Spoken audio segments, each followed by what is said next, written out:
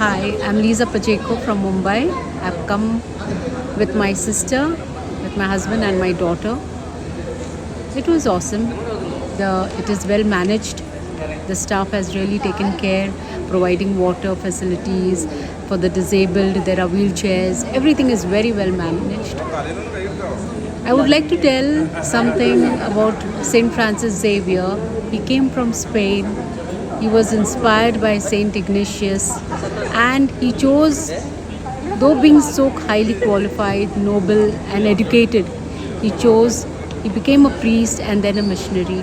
So he has aspired all of us, and I wish we all, people of the country, in great devotion to him, come to him, get aspired and inspired from him, the loyalty, the good work which he did for us all, for all of us. So, and everything is very nice over here. I'm very well inspired.